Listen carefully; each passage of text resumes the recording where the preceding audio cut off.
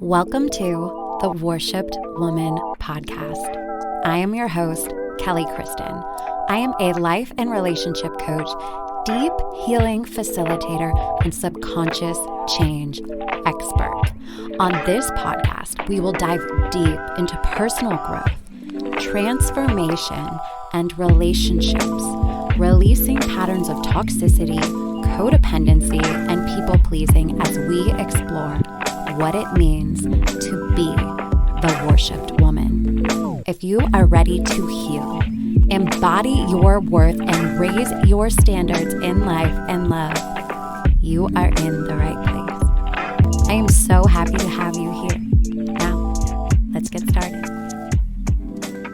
Hello, sisters. Welcome back to the podcast. Kelly here, and I'm so excited for you to be here with us and really excited for you to hear this episode today. So on the show today is Evelyn Nguyen, who is a transformational life coach, and she actually specializes in inner child and generational trauma healing.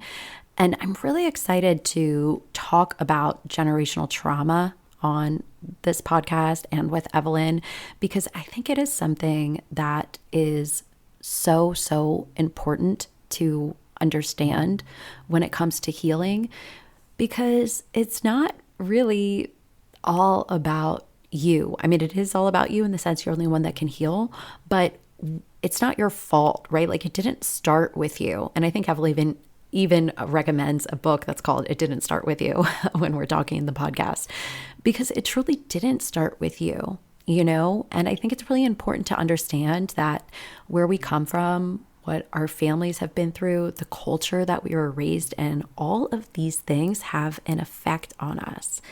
And it's truly in understanding and accepting that effect that we are able to heal. So Evelyn and I really dive deep into this topic, and really, I love that she comes from a place that's really about getting to the root cause of issues versus just trying to override it by doing somebody else. So if you're somebody who struggles with self-sabotage or struggles with understanding, why you might be repeating certain behaviors that you have, I think this will be an absolute great episode for you to listen to. So without further ado, here it is. We're going to get down into nitty gritty generational trauma, inner child healing, the stuff that we all need, but might not necessarily know what the hell is even going on. Yeah. I think that the topic of generational trauma, it can be so big and often misunderstood. So I would love if you could even just start with telling us, what does it mean when we're talking about generational trauma? That's a pretty big idea. So right. Can we try to put it into just some context so people get to go, oh yeah, that makes sense. Yeah, that's an amazing question. And I feel like when you're an expert at something, it's sometimes, you got to get reeled back. I talk about it almost as if everybody knows about it, but right. Then I have conversations like this and I'm like, oh, right. Actually, a lot of people don't know what it is. So generational trauma is essentially where we can inherit the biological residues of traumatic events in our family history. So the first thing is recognizing that trauma varies in types and intensities. A lot of people kind of go, oh, there's no major traumas in my family, so that doesn't affect me. But even as simple as your family, your ancestors struggling with mental health or mental illness, and they never dealt with that. Or where there's the bigger things like suicide or sexual abuse, or even things like war and genocide and communism, it ranges. So anything in previous generations that have not been healed can be passed down to the future generations. And then we struggle with the effects of that in adulthood. So things like self-sabotage, procrastination, perfectionism, and the list goes on. Yeah. And so I think that is could kind of be a bit of a woo-woo idea to some people. Oh, what do you mean that it's passed down? But what you're really talking about, it actually affects our DNA, right? Mm-hmm. Can you speak a little bit to that? Yeah. So the traditional in school, we've been traditionally taught that, DNA is the chromosomal DNA, which is your eye color, your physical traits, like, oh, you've inherited your mom's hair color and things like that. But that's actually less than 2% of our total DNA. The other 98% of our DNA is something called non coding, which is actually responsible for the personality traits, the behavioral traits, and it can actually be influenced by environmental toxins, environmental stressors, a mother's emotions, inadequate nutrition. So it literally affects like our cells. So if you think about it this way, your grandma, so your mom's mom, when she was 5 months pregnant with your mom, the precursor cell of the egg that you developed from was actually present in your mom's ovaries. So when you really think about it, the three of you actually shared the same biological environment at one point in your life. So, like, just to bring up an example, when my grandma was 5 months pregnant with my mom, they were in communist Vietnam. They were struggling financially. The government owns you. You wait around for that one loaf of bread every single week. So you can only imagine the amount of scarcity and fear and stress that is literally passed down in my family. So there's no wonder why my body is so hyper vigilant and so accustomed to stress. And stress is like my normal, if that makes sense. Yeah, absolutely. And I think this is so important, especially when you really think about it. And I'm just such a huge fan of taking these concepts that some people think are out there and being like, actually, this is scientific proof that this is happening. If you literally think about a woman's eggs, like we're born with all the eggs that we're ever going to have in our life, we're born with that. So of course, like how your mom was during her pregnancy Yeah. and the stress that she was going through and the things that she was going through are going to be, coded into you, right? And Yeah. so it's actually, epigenetics as well from what was happening in the past, right? And I think about it, I mean, I think this is such a big topic right now too, because you even think about the current war that's going on in the world and all of the people that are going to be affected by that. And this is why like trauma just keeps going on and on and on in our society, because it's like there's always something going on in the world and there's always like somebody that then is carrying that on. Yeah. So I would love to know from you what initially got you so interested in this topic that you decided to like really just make yourself all about it. Uh, for me, it's definitely like my own journey because I was never taught about inner child or generational trauma in school. They don't teach us these things, right? Not at all. And I think that's one of the biggest problems. So it was through my entrepreneurial journey and through consistent self-sabotaging, specifically in my business. Like one of my biggest symptoms was never being able to keep money. Like I was making money since a really young age, like babysitting or working in sales where I had a high commission paying job. But at the end of the day, I never had anything. I never had a a savings account. And I was just like, what is wrong with me? Like, why does this keep happening? And I'm not the kind to spend money on frivolous things. Like it was like not the smartest investments in my business or self-sabotaging behaviors in relationships, why I could, never keep friends or why I always had such toxic past relationships. And so I think it got to the point where all the things I was suppressing from childhood and it just came at a head. And in 2020 it was like I couldn't run away from it anymore. Like I had to look at and deal with it. And so I actually became certified in neurolinguistic programming, clinical hypnotherapy, and a bunch of other modalities. And that's when I started learning about, oh, so we're not just from the moment we're born till now, we're also past lives as well as generationally. And when I started realizing that, then I kind of dabbled into more of the generational trauma work. And then I, studied it a lot more. And here we are. So, really, to answer your question, it was from my own journey and self sabotaging in every area and just really being sick and tired of it. Yeah. So if somebody is listening to this right now and they're like, "Ooh, Evelyn, you are speaking to me right now." They're like, "Girl, I do all the self-sabotaging things. I don't have the monies. I don't have the relationships." Like I'm all on that level. Where is a place where they could start to even like dissect this? Like, what is the starting point of like, okay, I'm hearing this topic. This sounds like it could Yeah. pertain to me. Like, where do I start? What do I go from there? Okay, so to start off, I mean, you can be someone who likes to read, and there's a book called It Didn't Start With You by Mark Wolin, and I highly recommend that. Some people are just like, I don't have the time to read. I don't want it. I want support. So that's where I come in, and I offer specific sessions on intergenerational trauma healing. So I have something called my Spark method, which is actually what I created after working with so many people through generational trauma healing and recognizing there's a certain pattern that we all go through to heal. Awesome. Would you be able to speak a little more about like what the Yeah. spark process is like? Yeah. So the first step is S in Spark, which is setting the stage. So we all have different characters in our life that have contributed to our core wounds.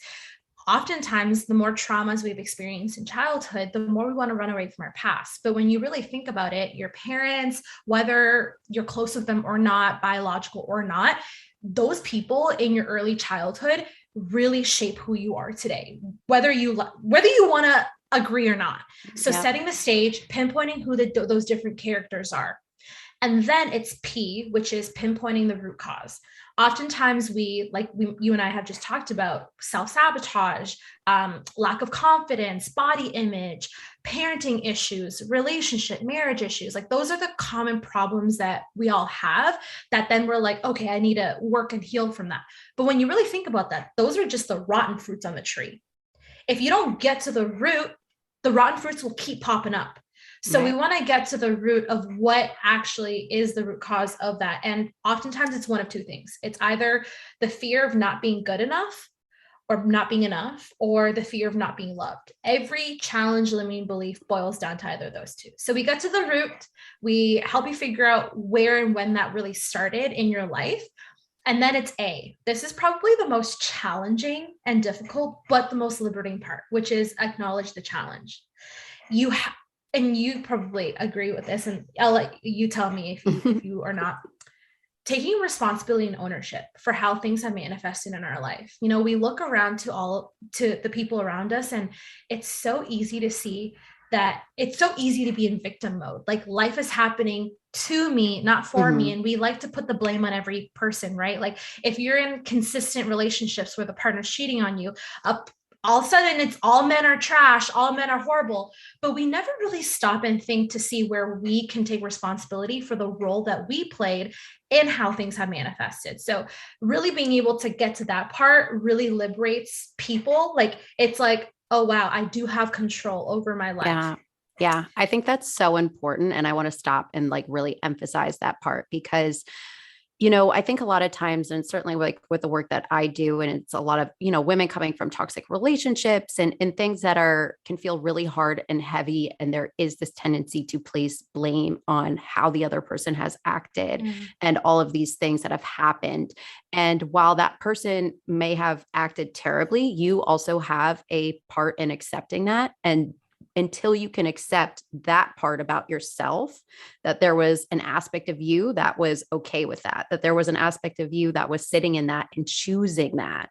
And this is, I do get a lot of pushback from people, typically not my clients, because by the time they're my clients, they're like, okay, I'm ready to take the responsibility. But I certainly get like, some messages, some interesting messages from people, like when I put that out there, and it's like, well, no, I was this happened to me, that happened to me. Like, it's not my fault. And we're not saying it's your fault. We're actually saying it's literally not your fault, but you have to be the one to recognize it. Like nobody can do the work for you. Nobody can change your life for you. So it's like option one is to talk about why you are the way you are and choose to stay that way. Option two is to look at why you are the way you are and then go, oh, and because I have this new level of awareness, now I actually get to choose to take a different route, to go a different way. And that's where your power is. If you don't do that part of actually choosing the new way, then you just literally are remaining like a victim to life. And then you actually don't even get to live life how you want to live. And then you're kind of miserable. And that sucks. We don't want that. No, I completely agree. I mean, it's easier to be in victim mode. Like taking radical responsibility for your life, I think is one of the hardest things. So it's just easier to just sit back and like let life pass you by and put every blame on everybody else. I've done it at points in my life, and it is a lot more comfortable. But then it's like, would you rather stay in that place and sit in the negative consequences that come with that, or do the hard work of like getting really real with yourself and doing the necessary things? Because this radical responsibility part I've noticed is where we can actually forgive ourselves. And forgiveness, I feel like, is one of the key things to healing.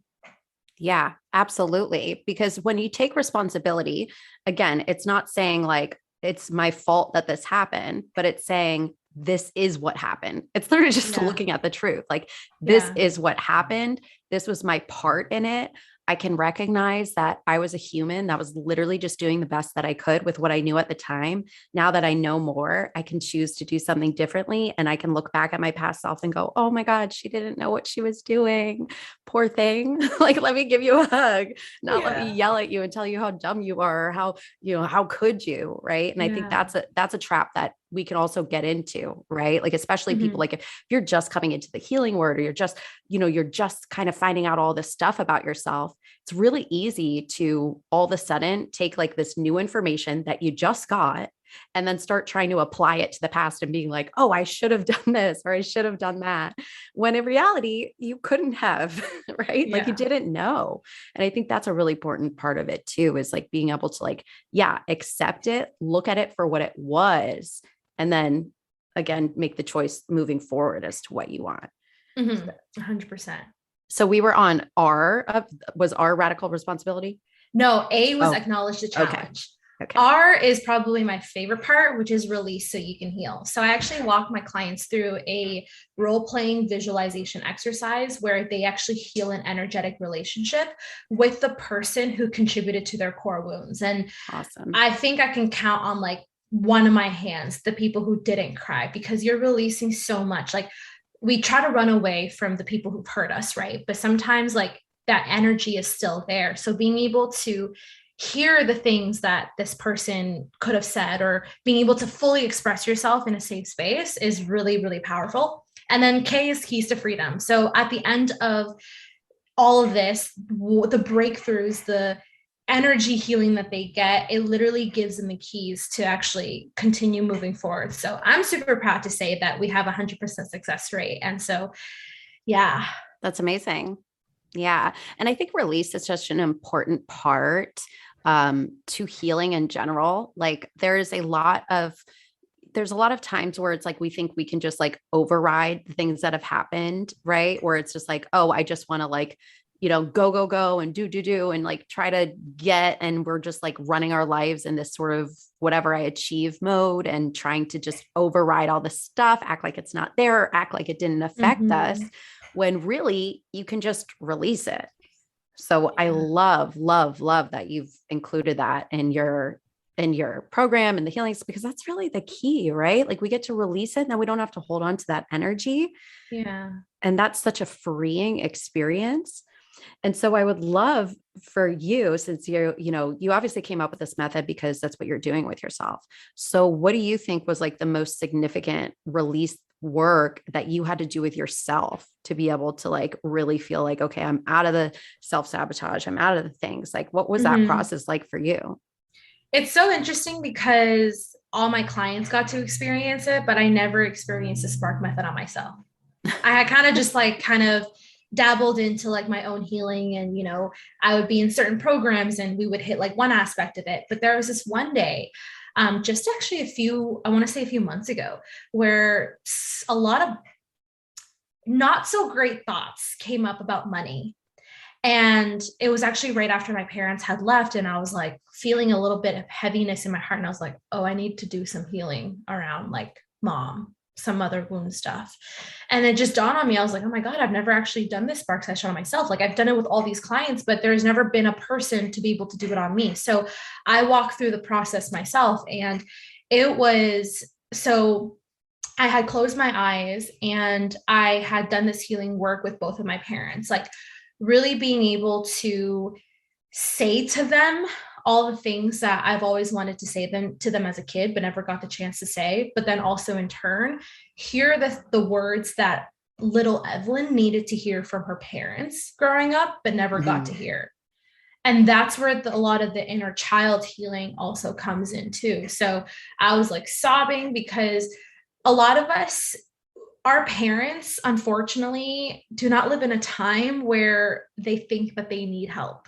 Like my parents don't think that mental health really even exists, like they would never go to a therapist. They would never get that help. And so I think a lot of us feel a little discouraged because we're like, I'm frustrated. Like I'm doing the work and how come you can't? But we just got to recognize that a lot of our parents come from a different time. And unfortunately, they're just not in that place too. So this healing work allowed me to give little Evelyn the healing that I needed, not directly from my parents, but from like for myself, if that makes sense. Yeah. Well, and I think that that's a really important part of this whole thing too, because if we wait for people to be who we think we need them to be, we're literally never going to be able to move forward. Yeah. Right. And that's where it's like it kind of ties in with the acceptance too. Cause it's like, we have to accept what happened. We also have to accept that like, that might just be how our parents are. And we can only do what we can do for ourselves. And Yeah. I'm curious because I know I've experienced this like with myself, my own healing work with my clients. It's like when you do that process on yourself, it shifts the energy with your family. Like they don't actually have to do anything. They don't have to change. They don't have to do anything, but you are then showing up differently with them because you have this release. You maybe have a different level of forgiveness and acceptance for them. So I'm wondering how that has shown up in your life.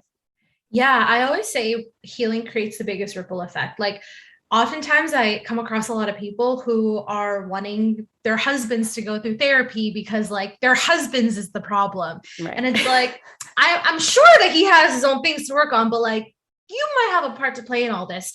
So I don't know if for everyone who's listening, like, if I used to live in this apartment that had like this massive pool, and I always loved going into this pool because the moment that I put like my foot in, you see this ripple, and it's like just like the analogy of life, like healing. It's like a pebble in a lake.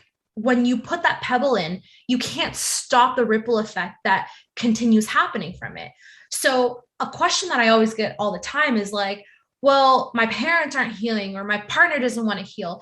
But the best thing we can actually do to help them on that journey is to start with ourselves.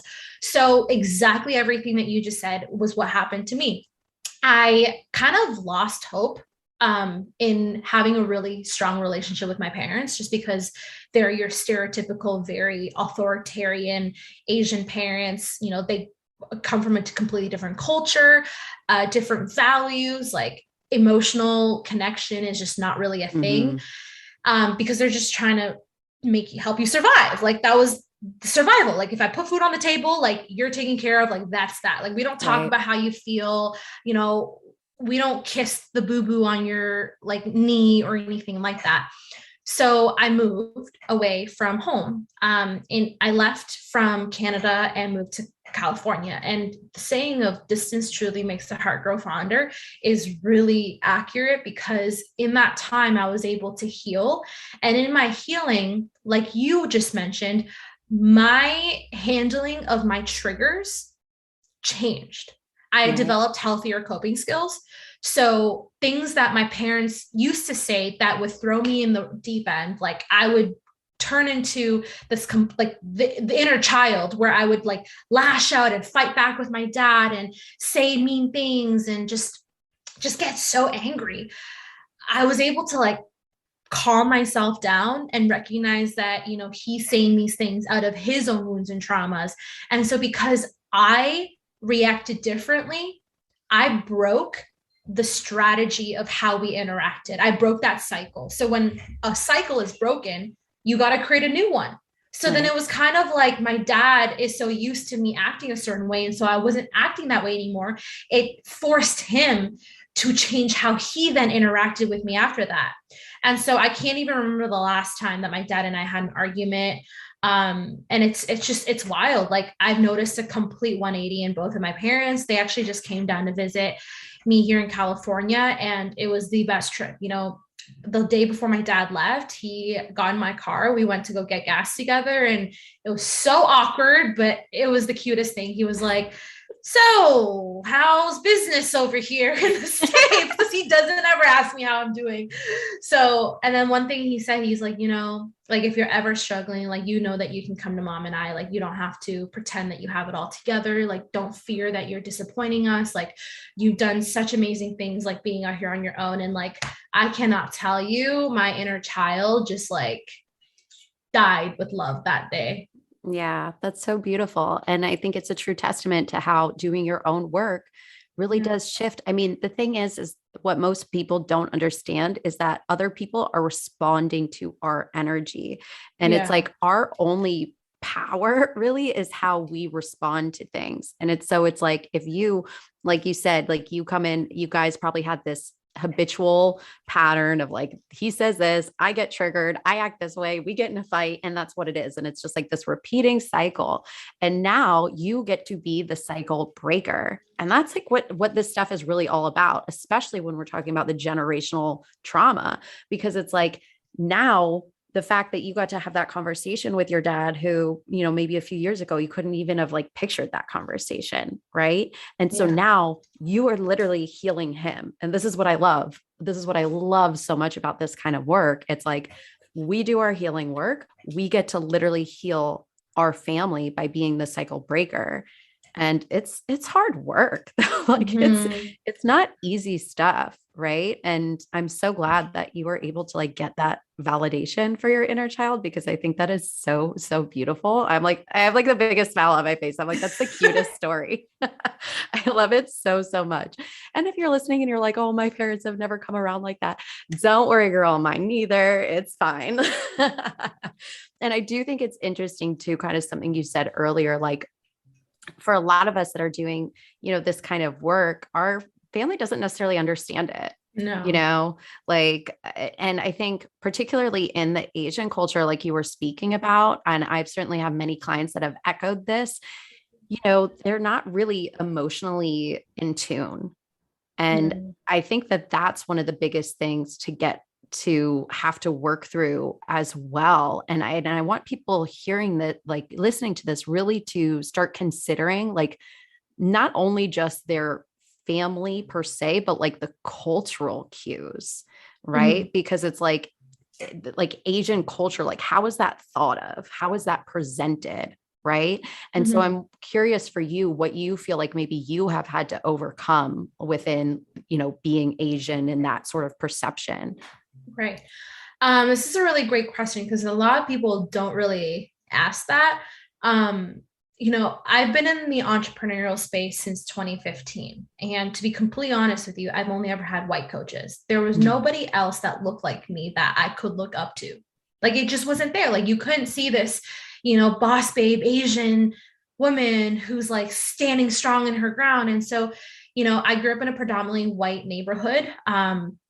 Just always made to feel bad about who I was, where I came from. While everybody else was like eating, sandwiches, I was bringing like rice and soy sauce with chopsticks to class. And then I would get picked on for it. And so I kind of grew to just hate my culture and where I came from.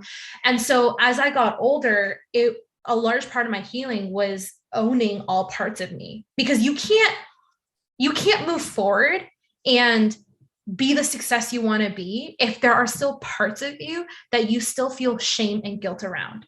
And within the last 2 years, I had to heal that part, the part of me that like hated being called Evelyn because it was such a unique old name. I hated being Asian. I hated speaking Cantonese. I literally dyed my hair like platinum blonde. And so we have to recognize that we are different, but at the same time, we're also the same. It's like a wild thing. You know what I mean? Like you got to recognize that if you come from a different background, a different race, a different religion, there are certain things that you experience that the majority of the population has never experienced. So validating my own experiences was massive. Like recognizing like, oh wow, you had a really traumatizing childhood, Evelyn, because your parents were really strict with you in these ways, and they interacted with you in these ways, and they made you feel worthless in these ways. And really accepting that and validating our inner child's experiences is really powerful. Yeah, I think that's so, so important because there are very distinct experiences that happen within certain cultures that don't happen within others. And if you are somebody who has never experienced that before, you literally can't understand what that is like, Yeah. And I think that that's such an important aspect about this is, if you're going to work with a coach, like you want to work with somebody who really like either totally is tuned into that fact Yeah. or has experience with that, because otherwise, I think in general sometimes there's a lot of messages with the healing of like, oh, if you just do this thing, this thing, this thing, and it's like a blanketed sort of statement that this is how it works or this is what it is, and it doesn't necessarily consider like other cultures and really speaking to people at the level that they're at. And I think that that's a really, Yeah. really important thing. And I'm really that you're doing, that work within yourself to be like a strong Asian woman that's coming out here and saying like, yeah, like you can, here I am, because you're right. Actually, I don't think that I've really seen a lot of, you know, Asian women coaches that are out here really even talking about this stuff. Yeah, for sure. With a lot of the coaches that I've had in the past, a few of them really invalidate a lot of my experiences. And that added to a whole other level of trauma in entrepreneurship because it makes you Mm, kind of question, like, is there something wrong with me? You know what I right. mean? Like, I think as Right. coaches and leaders, we oftentimes don't realize the influence and the power that we have when we're working with our clients, because a lot of people come into these relationships codependent. So they're putting all of their trust into us. And so if we're not healed, if we are not careful with the things that we say, we could literally throw our clients in the deep end without even realizing it. Absolutely. And I think that's really important there's a lot of coaches that are not trauma informed, and that can cause more damage because if you don't understand how to validate people's feelings, like I think that's like the number one thing that I do for people, and why people even like me is because I just validate their experience. Like, want to be a good coach, validate people's experiences because Yeah. you literally don't know what they've been through in their life. And I do agree with you that that message of like, there's sometimes it's just like, oh, like, well, just kind of get over it sort of thing, or just, without understanding what the deeper layer of work is. And that can be so damaging, especially when you come into a situation and you're already feeling maybe a little bit hurt. And then, or if you're holding a story of like, oh, this doesn't work for me, nothing ever works for me. And then the coach comes to this sort of thing like, well, this is how you do it. And if this doesn't work, then, there is something wrong with you. Right. Yeah. And so I think it's really, really important that we have more coaches that are like more really dealing with what you're dealing with, like Yeah. actually going through and looking at like, well, what's the root cause of this thing? Because Mm-hmm. it's one thing to look at the patterns that we have, but it's a whole other thing to look at like, well, what's underneath that? Because if we can get to Yeah. what's underneath that, well, then we have a ripple effect of like getting rid of all the other stuff, right? You know what's so interesting though? Like, so I used to be a fitness and health coach, and then I transitioned to business coaching. And it's actually being in both of those industries and seeing the realities of what was happening that actually also, coupled with my experience, led me to inner child work. And when I came into this work, I was like, oh my God, like coaches and leaders are going to be like my biggest clients, but they're actually the people who are in denial the most, which has been so interesting for me because like, coaches, we all like, okay, let's hire our mentors to help us get ahead. But a lot of the coaches that I've been talking to are just like, no, I don't need this. Like things are great right now. So like I definitely don't need it. And like the denial is insane. And when I started talking more about my experiences with substance abuse, then I started getting more coaches and leaders messaging me also sharing with me that they were struggling with the same thing. So that's just been something really interesting. Not like you and I are talking about coaches, and I'm like, this has been a theme that I've been noticing. Yeah. And I think that's interesting too that you brought up substance abuse. And I think that this is something important to hit on as well, because it's like um abuse oftentimes is just a symptom of underlying trauma. Right. And I think that a lot of people don't realize that. And there's a lot of behaviors that we might have, and maybe not even considering it like substance abuse or whatever, maybe just certain things that we do to sort of not have to deal with ourselves, not have to deal with the underlying thing. So what was that experience like for you? I guess coming to that realization or coming to the point of being like, okay, yeah, I have a problem here. And what was that Yeah. like? I was in denial for probably 8 years of my life, which was really hard for me to admit at first because no one likes to admit that they were in denial, Right. because we all have egos. And so I struggled with cannabis addiction specifically for over 8 years of my life. And when I started sharing my story on TikTok, some people who would be triggered would be like, you can't get addicted to cannabis. But in reality, it's not cannabis itself that's addicting. It's the person behind it and that relationship with it that can. Anything can be addicting. We can be addicted to gambling, addicted to sex. And so I feel like there was a part of me that always knew that I had like a tiny little bit of dependency, but because I was never in a situation where I had to look at it dead in the eyes, I kind of just brush it off. When you're making your own money and you have the means to go get it, you never think of the idea of like, oh, I have a problem. But it's when you don't have it and you can't get it, then you start noticing you're acting a different way. So in 2020 was when my addiction got to the worst, and I was spending hundreds of dollars every month on like vape pens and flour. And when I couldn't get it, it was all I could think about. And I started just noticing myself go into this downward spiral, mentally and emotionally. And I was like subconsciously reaching out for help. I had actually reached out to a couple of coaches and mentors at that time and basically kind of saying like, I need support with this, but a lot of them didn't really know how to hold space for me. And I tried this thing where I just took a month off, like a 30-day hiatus, just to heal my relationship with it. And that 30 days now has been over a year and 3 months. So Oh, wow. yeah, I think it Congratulations. was, thank you. So yeah, I was just recognizing that like this is not serving me in any way. But I had also relapsed many times in the 8 years. I had tried quitting many times and I kept going back. So this was the longest I've ever been sober. So, and this also kind of lines up with the timeline of you really starting to get further into the, generational trauma work Yeah. that you're doing. So, do you feel like that had a direct effect on your ability to put it down? Yeah, I was definitely a lot more aware of it. So beginning right when the pandemic hit, I had moved in with my aunt and uncle, which I loved them to pieces, but there was a lot of childhood trauma that I had experienced with one of them. So when I was in that household, everything from childhood came up. It was the most traumatizing time, and I was left to deal with the physical and mental abuse that I had experienced as a child living with one of them. And Mm-hmm. so through that, then you're trying to cope, and the best way I knew how to cope was cry and then also smoke and get high and numb my pain and feelings away.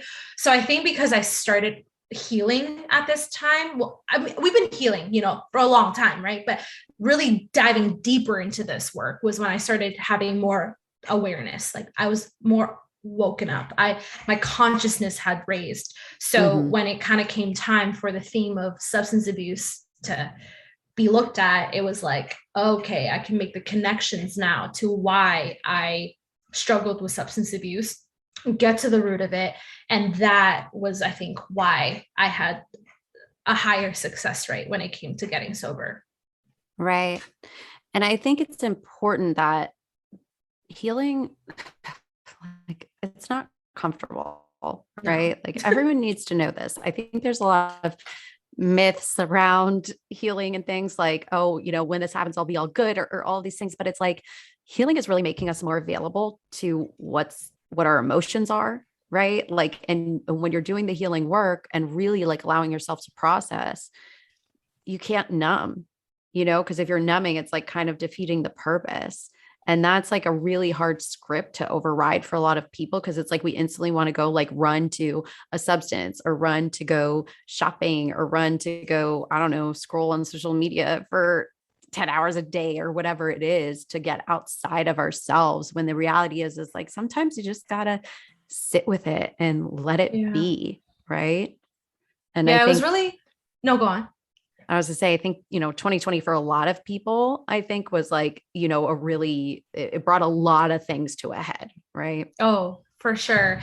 And it's really interesting because after I quit smoking cannabis, Then I fell into vape pens Mm. and nicotine, and then had my experience with that, and then found myself replacing it with social media and mindless Mm. scrolling and watching YouTube and Netflix and just wondering, like, what am I doing?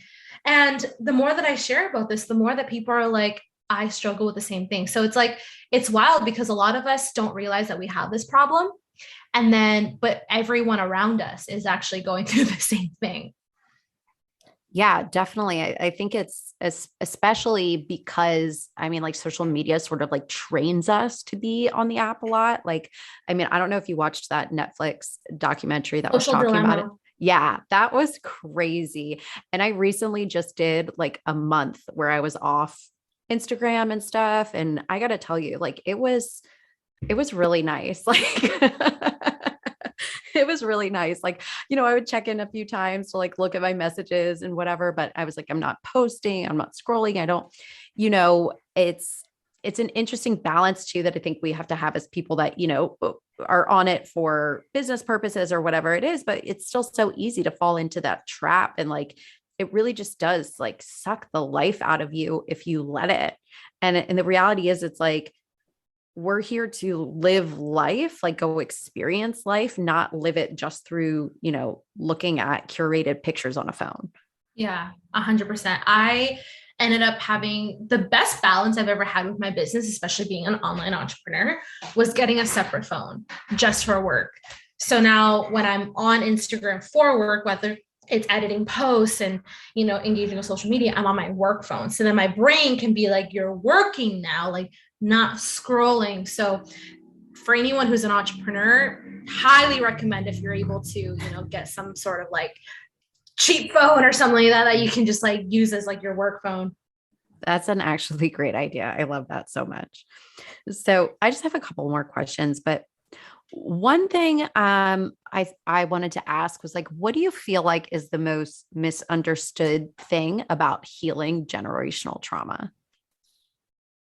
That Well, okay, so there's two things. One, people don't realize that that's actually the root of inner child healing.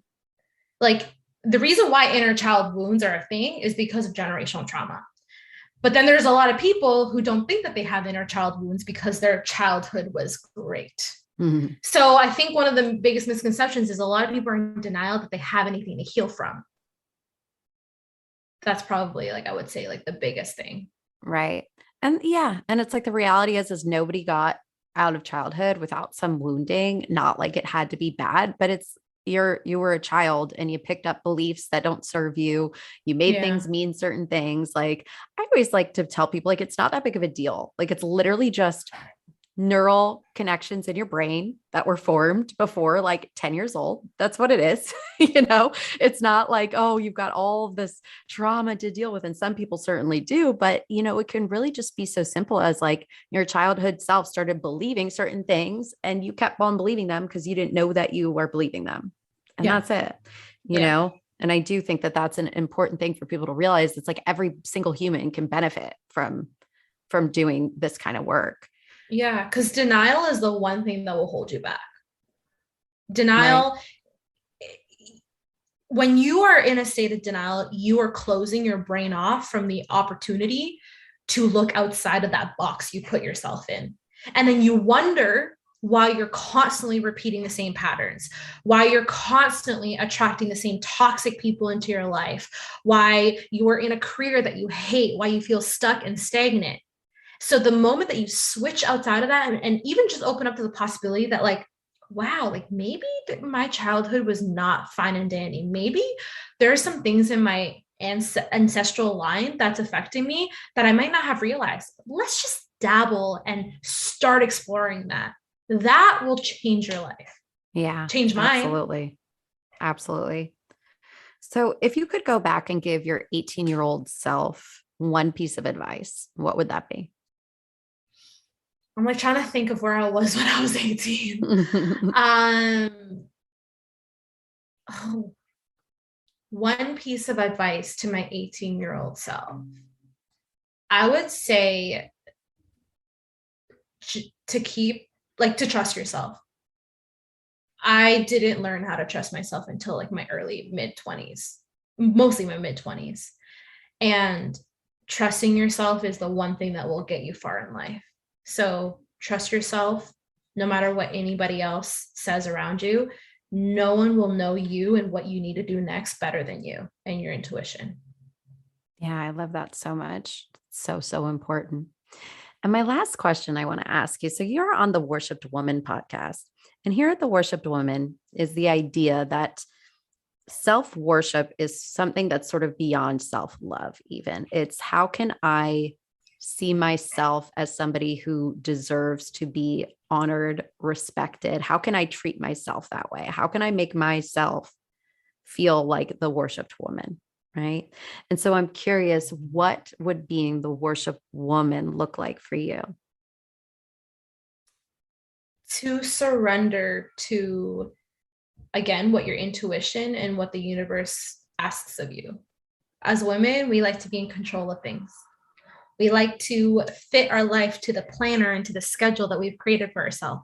So when our intuition and the universe steers us into a different path, we're like, gotta go with what I gotta do. So I think the worship woman looks like someone who trusts herself enough to know that whatever download she gets or whatever inclination she has to go steer away from the normal path that she's on or the path that was set out for her, that's going to be the path that she's meant to be on.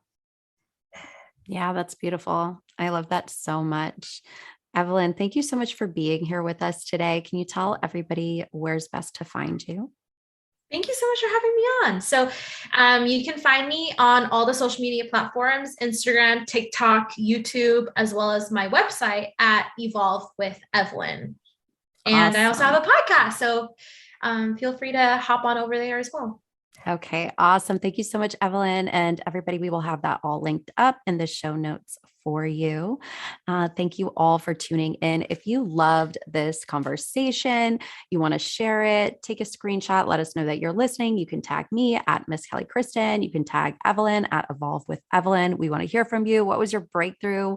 What are you loving about the podcast? And of course, if you want to leave a 5-star rating and review on Apple Podcasts, I would be so grateful. I love you guys so much, and we'll talk to you soon.